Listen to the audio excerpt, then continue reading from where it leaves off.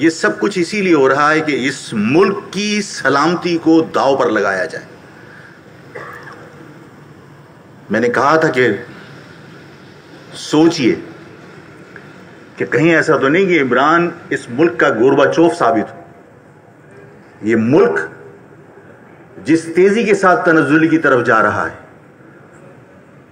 میں تو ظاہر ہے کہ یہ بات کرنا چاہتا تھا کہ اس اربن ایریاز کے ساتھ کیا زیادتی ہو رہی ہے، لیکن اربن ایریاز بھی تو اس ملک کے ساتھ جڑے ہیں.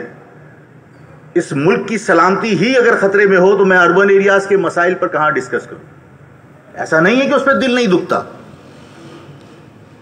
انہوں نے کہا 70 سال میں نظام نہیں بن سکا. میں کہتا ہوں 70 سال پہلے ہی ادھر سڑکیں دھلا کرتی تھی. مولانا کہتے ہیں 70 سال میں نظام نہیں بنا. ادھر کے ٹی سی کی بسوں کے ڈپوز تھے، کے ٹی سی کی بسیں چلا کرتی تھی، ٹرام چلا کرتی تھی، لوکل ٹرین چلا کرتی تھی. یہ تو عصبیت کی نظر ہو گیا. اس شہر کی رونقیں بھاتی نہیں تھیں. ہم کہتے ہیں نا امتیازی سلوک کی مثال تو یہ ہے کہ جہاں ٹرین چلتی تھی، جہاں ٹرام چلتی تھی، جہاں کے ٹی سی کی بسیں چلا کرتی تھیں، جہاں سڑکیں دھلا کرتی تھیں، وہاں وہ شہر آج چنگجی پر آ گیا. اور جہاں تانگے چلا کرتے تھے، جو ٹیکس نہیں دیتا،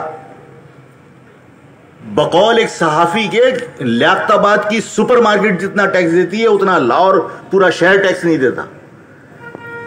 امتیازی سلوک کی مثال یہ ہے کہ وہ شہر جو سب کچھ دے رہا ہے اس کے پاس اپنی ٹرانسپورٹ نہیں ہے.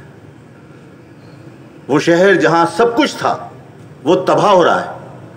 لیکن وہ شہر جہاں تانگے چلا کرتے تھے اور تانگوں کی لیت کی مہک ہوا کرتی تھی، جہاں آوازیں گونج رہی ہوتی تھیں باؤجی بچیں باؤجی بچیں، آج وہاں آپ کی میٹرو چلتی ہے، آج وہاں کی سڑکیں چمکتی ہوئی نظر آتی ہیں، آج وہاں گرین بس چلتی ہے، اورنج ٹرین چلتی ہے، وہاں پر فلائی اوورز کے جال ہیں.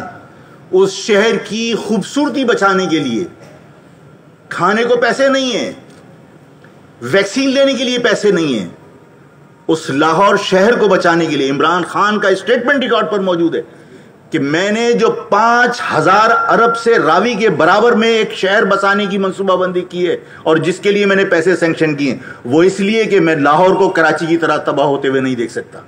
جو تباہ ہو رہا ہے اس کو بچانے کی فکر نہیں ہے، اور اس کی تباہی سے بچانے کے پہلے سے اقدامات ہو رہے ہیں، اور 5,000 ارب سے راوی کے برابر میں ایک نیا شہر بسایا جا رہا ہے. یہ امتیازی سلوک.